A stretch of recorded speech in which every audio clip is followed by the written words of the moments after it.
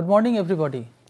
So friends, we are here again with fluorescence spectroscopy.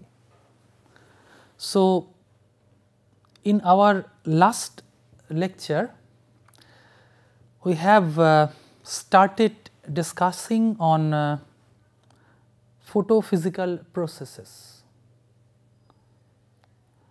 and from that particular discussion, we talked about several points, like what is going to happen to the excited molecule, I mean after photon absorption, what will happen to this molecule. So like photophysical process, photochemical process, photo-induced electron transfer, or maybe charge transfer, or maybe there is another possibility, I mean like energy transfer is also a possibility anyway. So these are the things, and all these things are very much related, I mean very much these processes are very much related to the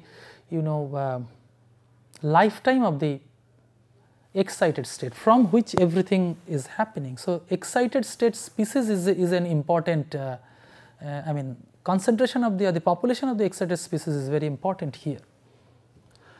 So we started with, I mean we talked a lot about this Jablonski diagram, which gives us idea, I mean basic idea about what are the processes, what are the things that generally happens after photo excitation. Okay, and it is the most very simplistic diagram. Okay, like one is like absorption, then fluorescence, then internal conversion, intersystem crossing, and of course vibrational relaxation is there, which is also not I mean shown over here, because the singlet is shown like a single line, but it is associated with a number of vibrational levels. So vibrational de-excitation, or maybe vibrational de-excitation can be possibility over here also. So so I mean this gives you the idea of possible things after photo excitation. So this the kinetic description, this is basically a pictorial description which talks about the possible kinetics, especially it is physical process. If there are chemical processes, then you have to bring in chemical species, those are involved in this particular thing. Okay. Now quantum mechanical laws govern the radiation molecule interaction or photon molecule interaction.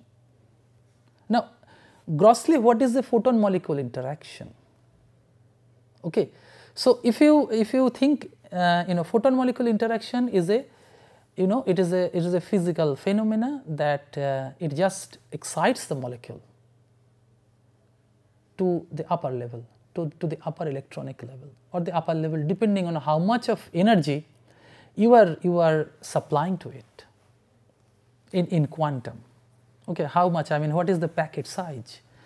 If it is high enough, then there will be electronic excitation. If it is not that much, suppose if it is less, then there may be vibrational excitation, or maybe there could be rotational excitation, depending on which frequency you are choosing.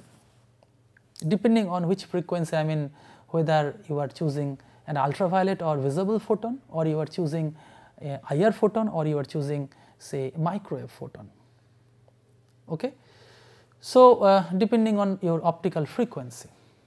Okay. Now truly speaking, I mean if you think of very in a simplistic way, that Suppose we have got a think from this rotational interaction, I mean interaction in the microwave region, okay, that that you have got say a rotor with a plus side and a minus side. When it rotates, then it generates, means if you think of the z component of your dipole moment, then this dipole moment will oscillate, okay, oscillate this way in a cosine function or maybe in a sine function depending on where you are starting from. Okay. Now, if you supply or if you have a radiation which is also a sinusoidal or cosine thing which matches, I mean which is in tune with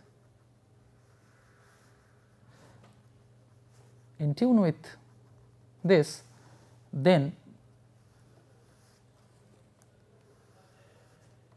what happens, that there will be transfer of energy from radiation field to your molecule or maybe molecule to radiation.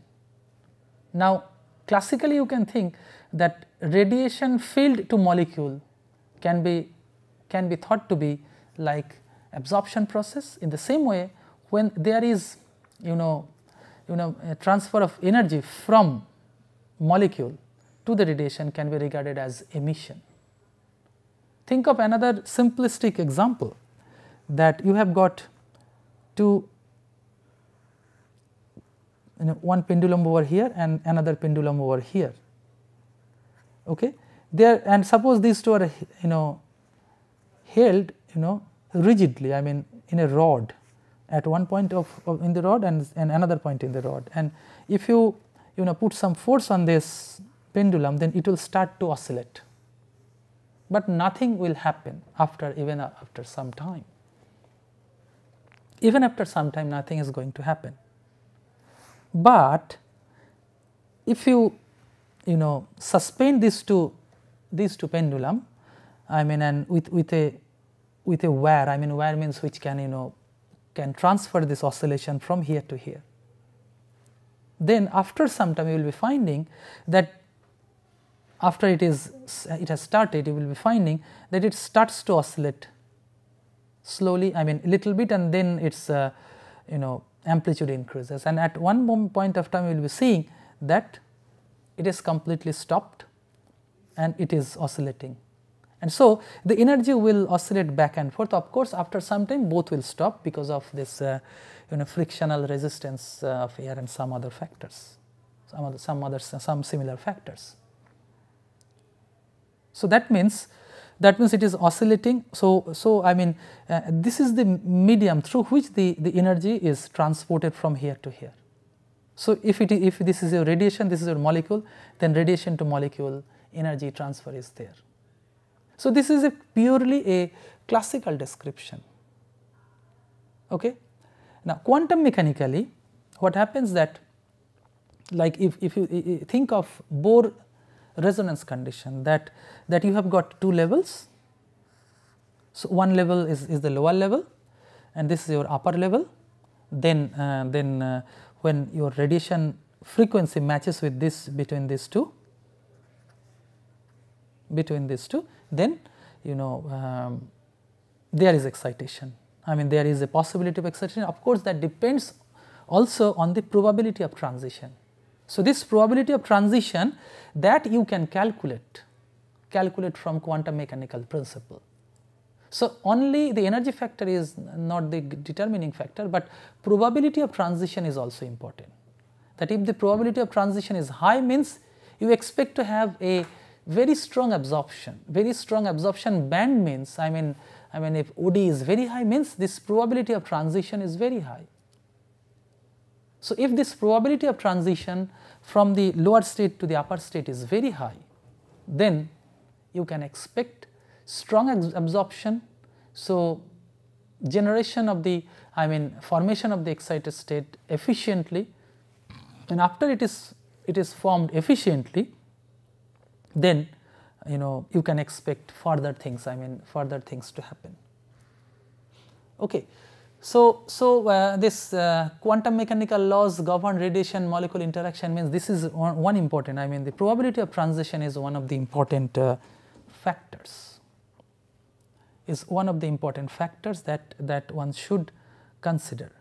At the same time, some other factors like since electromagnetic radiation it can have polarization in a particular direction. You can have polarized radiation like whose electromagnetic field oscillation is confined in a plane.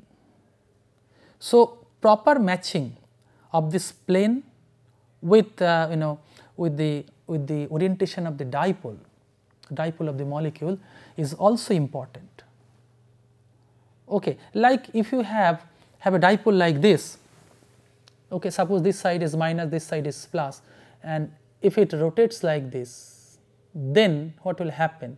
During rotation, it will not, it is a classical way of thinking, it will not form in oscillatory electric field, so that it will interact with the radiation. Therefore, this this rotation is spectroscopically unimportant. It will not give rise to any spectra. Okay, so that's why probability of transition, then orientation of the molecule is another important factor. Orientation of the molecule and also the polarization of the electric vector of the electric field is important. Okay, like for your vibrational transition to take place. Okay, so you need to have an oscillating dipole. So during vibration, dipole must oscillate. For your rotational transition, rotational absorption, you need to have your polar molecule. Non-polar molecule, you cannot get microwave absorption. Okay, so all these factors are well taken care of in quantum mechanics. That's why quantum mechanical laws govern the radiation molecule interaction. So whenever you consider, you also need to consider the particular molecule, its structure, its electron distribution, electronic structure, its geometry, everything you need to consider. And also you need to consider that whether there will be any interaction, possibility of interaction with the solvent or some other molecule. So that you need to always need to keep in mind that what is going to happen. So that will give you a brief idea or some idea about whether you can do some fluorescence spectroscopy, some effective you can get some effective information out of some study.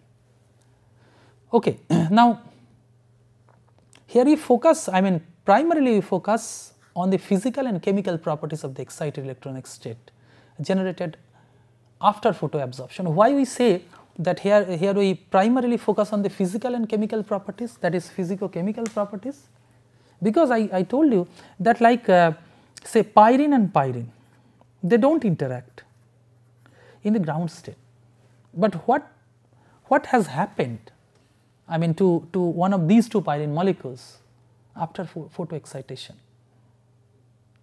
There must be something is happening that allows the pyrene star to interact with ground state pyrene, some interaction pyrene star pyrene.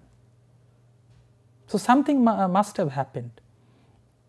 Okay, so if you do the electronic structure calculation, that is if you find out the quantum mechanical calculation to know the electron distribution in the ground state molecule and also in the excited state molecule, you will be seeing that there is a lot of difference. There is a lot of difference in the ground state electron distribution and excited state electron distribution. You may be finding that a molecule which is less polar in the ground state, so mu Gs is less than mu excited state, or maybe mu excited state is less than mu Gs. It can happen. So, why this is happening? Because there may be substantial electron change in the electron distribution when you excite a molecule. So, that means this excited molecule is entirely a different system, different chemical entity, entirely different chemical entity. So, therefore, in most of the cases, entirely different chemical entity. So, we expect to have different behavior in the ground and in the excited state. And if it has got different electron distribution, I mean in ground and in the excited state, then the point is if you have that, then you can expect different fluorescence behavior or maybe emission behavior. Okay. So, that we have to encache. Okay. So, if it has got different emission behavior in the ground state or in the excited state, then we can use that information to do some useful study. So, that is why pyrene and pyrene in the ground state there is no interaction, or pyrene DMA in the ground state there is no interaction, but pyrene star and DMA making pyrene minus DMA plus. So, there is an exciplex. So, ground state since this electron transfer is related to the ionization potential and electron affinity of the system, in the ground state maybe this ionization energy and electron affinity, these two are not favorable for any electron transfer. So, this electron transfer is not possible. Okay. But the moment you excite one of them, maybe this one, then the corresponding parameters, relative parameters are changed, are modified, so that now this electron transfer from DMA to pyrene will be favorable, and as a result of which pyrene minus DMA plus exciplex is formed. In the same way, pyrene star pyrene excimier is formed. So, it is entirely a different entity, although that different entity has got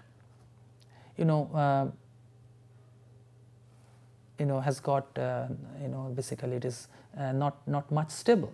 It is a metastable one, metastable system, but during its lifetime, I mean the time during which or for which it remains in that state, time for which it remains in that state,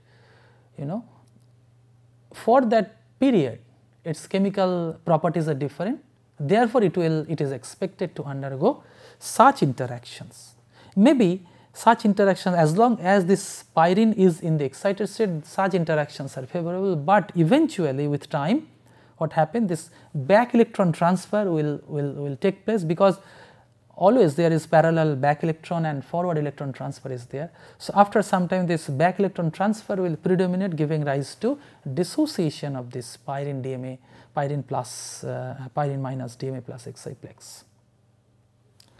Okay. So, that is something that one should take into account. Now, therefore, excited electronic states have different electronic configuration or distribution from the parent ground state. So, parent ground state is ground state electronic configuration or electron distribution within the molecule is different compared to the excited electronic state. Okay. Thus, these are all different chemical species, even though their nuclear framework may be identical. I mean nuclear framework of this pyrene and pyrene star, say, and pyrene star, these two might be identical, okay? But since their electron distribution is different, their ionization energy, electron affinity, all these okay, all these are different, and as a result of which they are different chemical species. Okay, means they may be different. I mean they are nuclear framework may be identical or very similar. There may be a little alteration, and say in the excited state some deformation in the bond, some bond is there. So that does not necessarily mean that this excited state is its geometry is entirely different. Maybe there is a little alteration, but that alteration is sufficient to bring in a huge change in electron affinity or maybe ionization energy of the system, and as a result of which the system behaves differently in the excited state compared to the ground state species. Okay. So, as I told you that excited states are intrinsically unstable. Intrinsically unstable means it stays for some time. So, again I mean we talk about this lifetime. This is very important thing. Okay. So, intrinsically unstable because thermodynamically its energy is more. Its energy more means it will try to reduce its energy, maybe by giving out this excess energy to the surrounding, or maybe doing some other processes. Okay. So, and their excess energy can be dissipated in a variety of ways, and as I told you these are physical or maybe these are chemical, although I have not given you example of photochemical reactions. Okay, as just I told you, maybe some rearrangement, some bond breaking, some bond forming, etc., etc. Now the point is, you may be interested in knowing, although we are broadly talking about these various processes. We are broadly talking about these various processes. Now, when there is a process, we may be interested to know about its kinetics. When we talk about kinetics, means the time scale of observation of such things. Okay. So, which event is faster and which one is slower, that we would like to know, and of course their time scale. That is whether this vibrational relaxation or maybe intersystem crossing or maybe something else, I mean whether this is faster or the other one is slower, that we would like to know, because when we talk about these processes, then we should look into the fastness or slowness of the process. In our last lecture we finished with this lifetime, I mean how to measure the lifetime. Okay. So can we segregate them or maybe differentiate them in terms of lifetime of time scale of observation. Okay. That will be very important. Means whenever we talk about in chemistry, whenever we say something, we should say in terms of time of observation, time scale of observation. Okay. That is something very important. Okay. So, time scales of observation of the various photophysical processes. Now, I have written like 10 to the power minus 16 to 10 to the power minus 15 second, that is like femtosecond in femtosecond region. So, electronic transition induced by radiation, that is the upper limit, and upper limit of faster limit, rate constant for the first order photochemical reaction is 10 to the power 16 per second. Okay. So, upper limit of this rate constant is 10 to the power 16. It takes very 10 to the power, time scale is femtosecond. Okay. So induced by radiation is electronic transition induced by radiation is 10 to the minus 16 to 10 to the minus 15. I mean, why it is so fast? The thing is that electrons are lighter particle. Okay. Electrons are lighter particle means if you perturb with appropriate energy, then it will just redistribute itself in no time, in the fastest time scale. Okay, 10 to the power minus 15, and corresponding rate constant is 1 by tau. So, therefore, it is 10 to the power 16 per second. In case of fluorescence, it varies from 10 10 to the power minus 12 to 10 to the power minus 6. Okay. Why it is 10 to the power minus 12 to 10 to the power minus 6? I mean, like picosecond to microsecond. In some cases you may expect to have microsecond fluorescence also, but these are rather less observable, but maybe picosecond to nanosecond you can expect. So, why it is like that? Because depending on whether your excited state is a little stable or like if you know, this fluorescence, I mean this de-excitation is somehow impaired, then it will try to stay for some time in that state. Okay, it will try to stay and then it will come back to the ground state. So, therefore, that is why depending on the different environments, like say certain dye molecules, okay, are found to have, you know, I mean it is very environment dependent. If you put in some environment where, you know, they are rigid, I mean their local motion is less, then it will try to, I mean this deactivation channels are stopped or reduced. Therefore, you can expect to have, you know, a better lifetime, I mean higher. But suppose if you put them in an environment where you know the process is I mean other processes are parallel processes are opened, then the lifetime is shortened. Intersystem crossing, it is again picosecond to say millisecond or sub-millisecond, and phosphorescence is microsecond to, you know, close to second. Why phosphorescence? As I told you that phosphorescence is a spin forbidden process. So, spin forbidden process means normally it does not like to decay to the ground state. It tries to, because the initial state and final state, like phosphorescence means it is a say T to S de-excitation. T to S de-excitation means it is a triplet to singlet. So, spin multiplicity is not matching. So, spin multiplicity is not matching means it will not means, you know, it is spin forbidden transition. So, it, I mean normally it will not tend to go to here. Okay. So, it will tend to stay over here, maybe other deactivation channels can be open. So, that is why phosphorescence is normally slow process.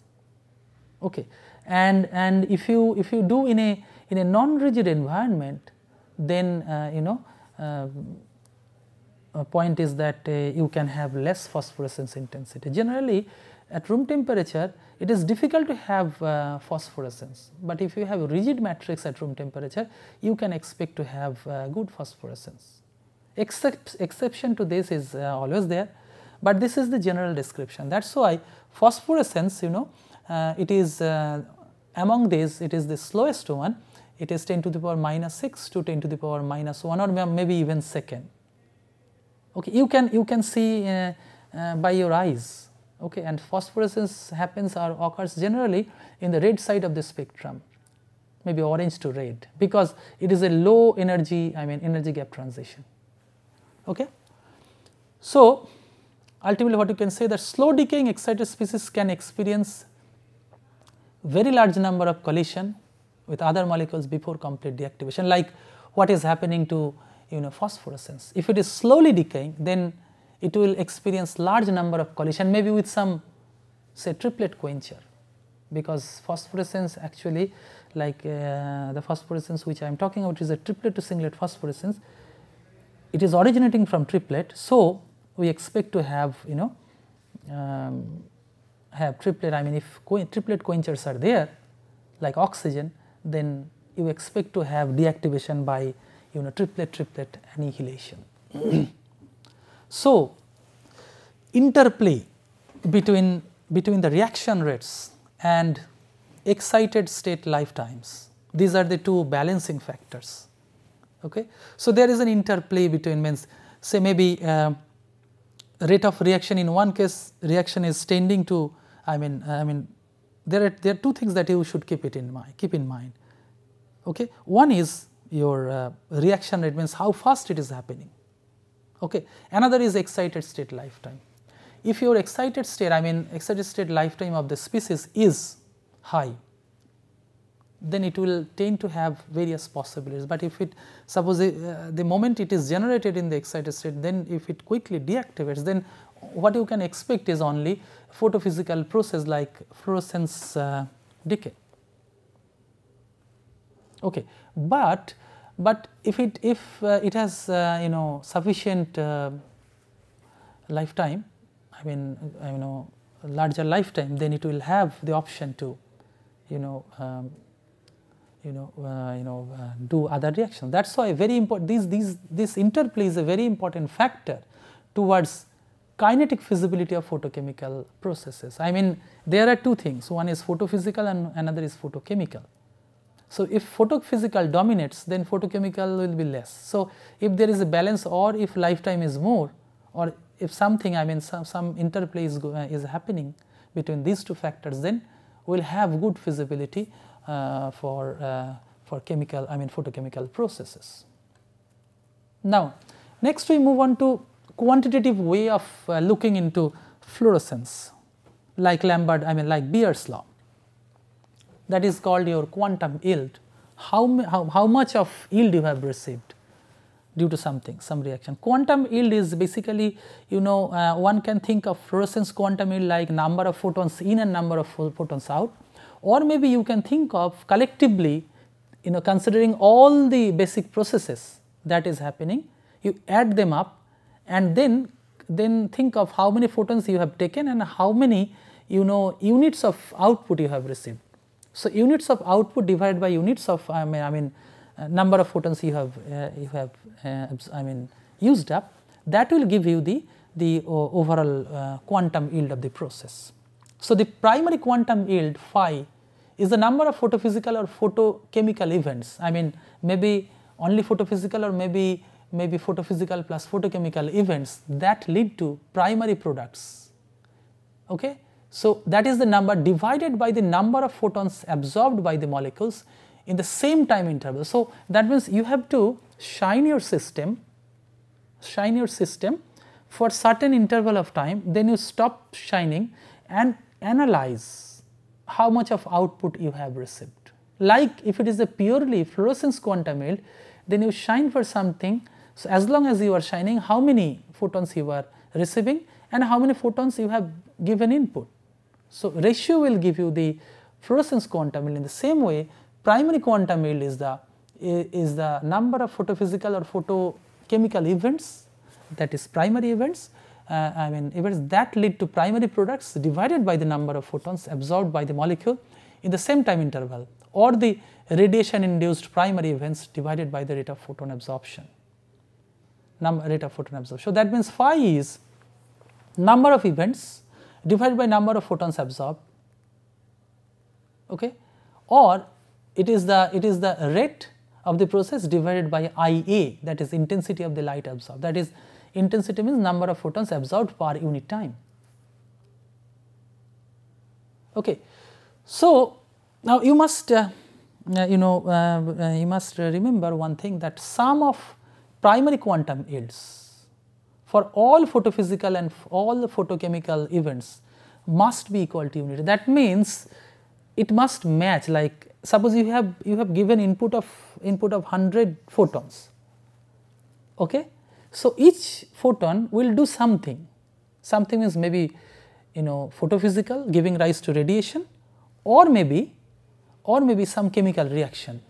Okay. So, if you add them, I mean there is 1-to-1 correspondence, one photon absorbed, one chemical reaction, I mean one output, one photon absorbed, one molecule converted.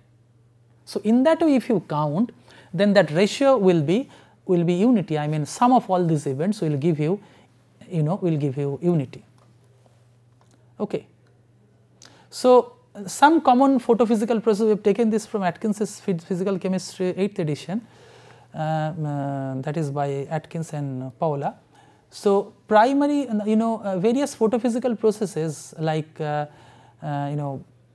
like here it is primary absorption, simple absorptions, singlet plus H nu. If it is a ground state singlet, then S plus H nu giving rise to S star plus H nu giving rise to S double star means double excitation.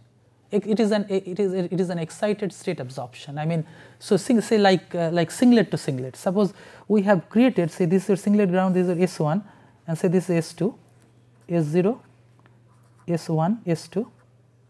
So this is your H nu giving rise to S star. Okay. Then if you add another photon, H nu prime, it will give you S double star. Okay. So in the same way, you may have triplet to giving H nu giving rise to T star, or maybe another photon giving rise to T double star. So it is basically singlet to singlet absorption, I mean upper singlet to further upper singlet, or maybe triplet to higher triplet absorption. Okay. Now there can be, I mean, S star plus S star giving rise to S plus H nu is simple fluorescence. Stimulated emission, which I talked about in the last lecture, that is, you have excited singlet, then you have another stimulation radiation. Okay. So what will happen, that this radiation will stimulate this S star to come down to the ground state, giving rise to another photon. So that you stimulated with H nu, and so one photon input and you are getting 2 photon output. So it's quantum it appears to be more than 1, I mean like 2 H nu divided by 1 H nu, although you have already, if you consider from the first principle, that it will match because you have generated this S star with the help of 1 H nu, but for the time being if you consider from S star, then it looks like as if you are getting 2 H nu because of 1 H nu input. So it appears that your fluorescence quantum yield is here high. It is called the stimulated emission. Intersystem crossing, it is singlet to triplet or maybe triplet to singlet, can also be an intersystem crossing. Phosphorescence is primarily a triplet to singlet or maybe singlet to triplet, singlet star to triplet. Okay, if it is a radiative, of course, it is a radiative one. So if it is a radiative process, then T star to S is giving rise to H nu is phosphorescence. Okay, and it is a spin forbidden process.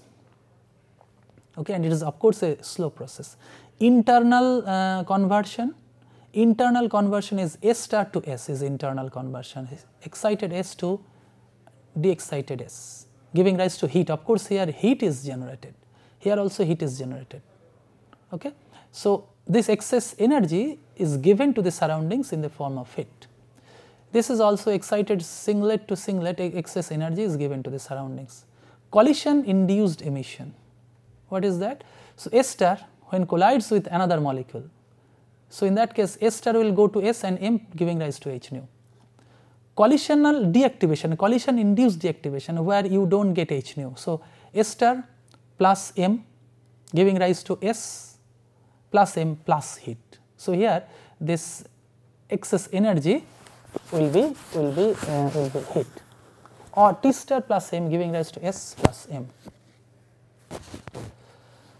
Okay. Now electronic energy transfer. So energy can also be transferred, which I have not discussed here.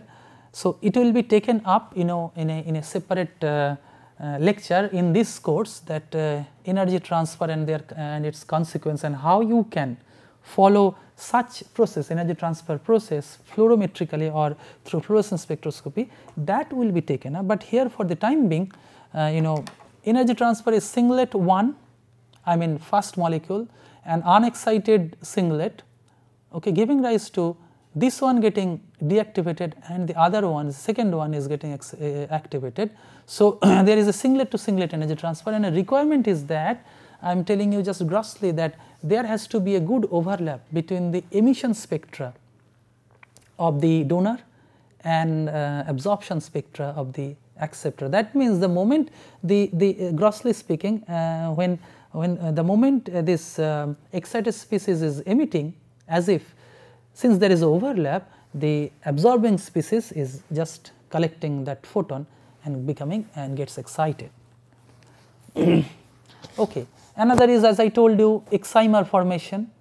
And now there is another thing still remaining, triplet to triplet, like singlet to singlet, triplet to triplet energy transfer. So it is also termed as, you know, triplet annihilation also, sometime like you know, this when oxygen, you know, deactivates triplet, it is like a triplet to triplet annihilation. Excimer formation, S star plus S when combines in the excited state, ground state, although there is no interaction, as I told you.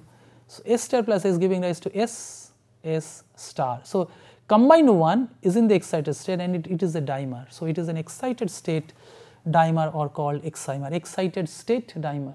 That is, out of two, one is excited, another not excited, and when they come close to each other, there is an attractive potential energy. Although in the ground state, both in the ground state, there is no attractive. Basically, they are repulsive potential energy surface, because electron cloud repel each other. But the moment there is distribution, I mean change in electron distribution in the excited molecule, then that will have some attractive interaction in the excited state, thereby giving rise to an attractive potential energy surface, and therefore there is some stability in the excited state, and that is called your excimer. Energy pooling, your singlet to singlet, it is singlet plus singlet, I mean one excited singlet, another excited singlet, giving rise to double excited singlet plus singlet, or triplet to triplet, triplet plus triplet, giving rise to, you know, singlet star and singlet. So means because of this triplet interaction, this is both of them are converted to singlet star and singlet. Okay. So this S is basically singlet, T is basically your triplet, and M is the third body. I mean, for this collision induced process, this third body is generally required for this to happen. I mean, this is one body, this is second body, and this is the third body that is required for this to happen. Okay, so that is all about the common various photophysical processes. Okay, now again this primary quantum yield can be, sum of all quantum yield can be given, given this relation. From this relation, the primary quantum yield can be determined from the experimentally obtained rates of all photophysical and photochemical processes associated with the deactivation of the excited state. So this is about, individual quantum yield, ith quantum yield you can find out. So these are the decay channels of the excited state, like S plus h nu. This is the absorption process. Then these are the decay channel and corresponding rate expressions for corresponding rate constants. This is Kf for the fluorescence rate constant. Then IC is the internal conversion rate constant. ISC is the intersystem crossing rate constant. Okay. S star is an excited singlet state. T star is an excited triplet state. So this is ISC. This is IC. This is fluorescence, and this is I absorption. So the decay rate is ds dt. If you apply steady state approximation, so then you add them, add all this. This is the decay channel, so add them together, and in absence of light, the excited state decays exponentially. So you can write, this excited state you can write in this way, that S star t, at some time is equal to S star 0. That means the moment you turned off light, that is your 0 time, or the moment you shine the system with light, that is your 0 time. So there is some 0 time population. So this 0 time population will reduce with time constant like this. That is, it follows a first order kinetics. Okay, with rate constant. Some of these rate constants are like this. So, and where tau 0 is the time constant, lifetime. So 1 by tau 0 is the corresponding time constant, rate constant.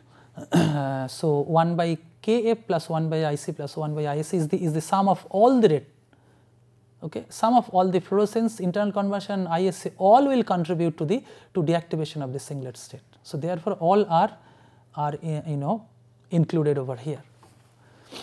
Okay, so these are the decay channels and corresponding rate expressions, and from this you can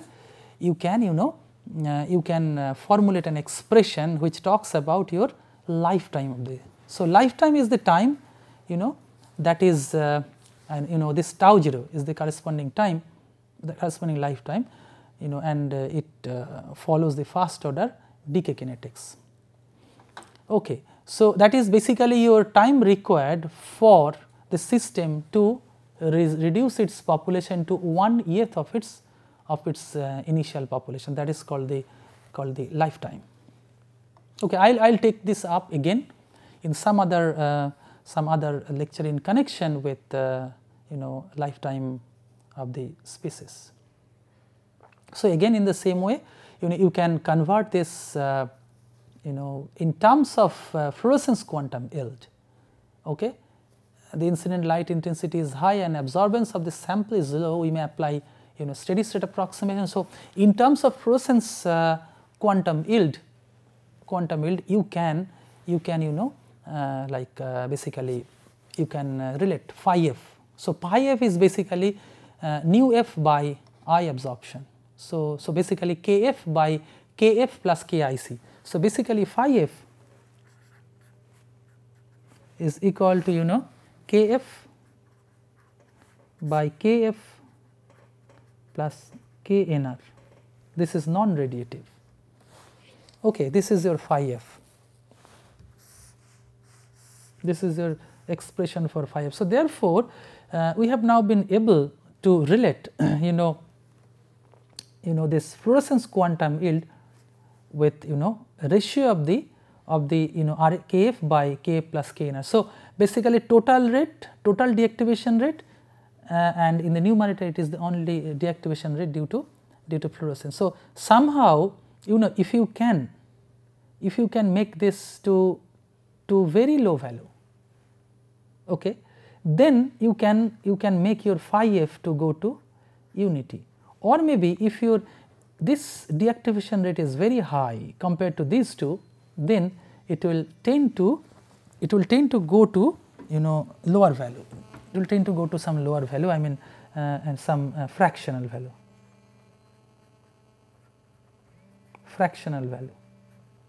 So therefore, as I told you, these these rate constants, that is the relative measure of these rate constants, are very important in determining whether a molecule will have good fluorescence or it will not have high fluorescence quantum yield. So that's why fluorescence quantum yield will give you some idea about the nature of the molecule and also about the nature of environment, that nature of perturbation that is brought about by the surrounding environment. That surrounding environment may be your solvent, maybe temperature, thermal motion, or maybe a second component, or maybe where you are putting your fluorescent molecule in, maybe in some container, like maybe some host, okay, and your fluorescent molecule may be a guest.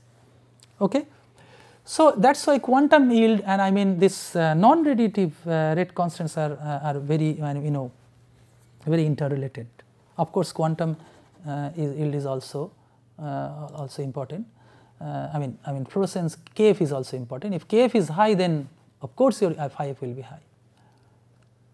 Okay. Now there is another thing that we should talk about before we go ahead with other thing, which is called the energy transfer. Like electron transfer or this charge transfer, energy transfer is another important event that one should look into. Okay, energy transfer, it is efficient. It is a process that as I told you, that energy is transferred from one excited entity to another unexcited entity, giving rise to the first one being deactivated and the second one being activated, so that you can get fluorescence from the second entity, although you are not exciting the second entity. So that is something very important. So, and it is developed by Forster in 1952 with the energy transfer, and now the process of energy transfer is efficient when the energy of the donor and acceptor are separated by a very short distance. Okay, that is in a nanometer. Nanometer scale. They are separated. That is, the donor, when the donor is very close to the acceptor. Okay, it is basically a donor, energy donor, and photons emitted by the excited state of the donor can be absorbed directly by the acceptor. So that is the requirement. Okay, that means there should be a good overlap between the absorption and emission spectra, emission spectra of the donor and absorption spectra of the acceptor. Okay, but other factors are there, and efficiency of energy transfer ET is equal to 1 minus phi f by phi f 0. Okay, these are the two things, means in absence of in absence of your acceptor and in presence of acceptor. So, in absence of acceptor means it is 0, and in presence of acceptor means this one. So, this issue I will take up in some later class, but I am just giving you the idea that apart from energy, electron transfer or charge transfer, energy transfer can be another event.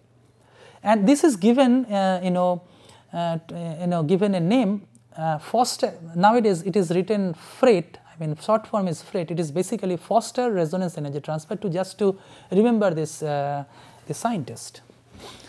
Okay, so energy transfer now. So these are, let us move again on to this corresponding lifetime. S1 radiative lifetimes are in the range of 1 nanosecond to 100 nanosecond. T1 radiative lifetimes are millisecond or longer, and radiative lifetimes are reciprocal of the radiative rate constant. So this is just to recall. Importantly, we would like to say one important thing, that if a molecule is in the higher vibrational level of S1, that is vibrationally excited in the S1, it will have following choices: either fluorescence or internal conversion, that is vibrational cascade. In most molecules, non-radiative process is much more rapid than the radiative one. KNR is of the order of 10 to the power 11 per second, and whereas K radiative is less. So therefore KNR predominates, and as a general rule, generally fluorescence originates from S1, that is V1 V0 of the S1, because since vibrational relaxation, vibrational cascade is very fast, therefore it generates from V primed equal to 0, and which is called the this effect is called the Casas rule. This is Casas rule, that emission is originated from the lowest vibrational level of S1. Okay, exceptions are there. So summary. So we have learnt different time scales of photo-induced events, and also decay channels, and we have learnt about quantum yields. It may be fluorescence quantum yield, it may be overall quantum yield, taking care of all processes, maybe fluorescence or maybe chemical process. We also have learnt Casas rule, that emission is always originated from the lowest vibrational level of S1, that is the lowest vibrational level of the fast excited state. Okay, even if it is excited in the other level, it will be deactivated and come down to lowest vibrational level of S1, and then it will fluoresce. So there are exceptions where violation of Casas rule is there. In that case, something happens, that if those deactivation channels, deactivation to the lowest vibrational channel, if that is blocked or impaired by some means, then you don't expect to have Casas rule applicable. So this completes today's discussion. So in the next class we will have more discussion on so we will give some introduction again about fluorescence, little introduction, and then we will directly move on to lifetime and quantum yield, their correlation, various deduction, and then how fluorescence lifetime can be measured etc. So that's all for today. So thank you.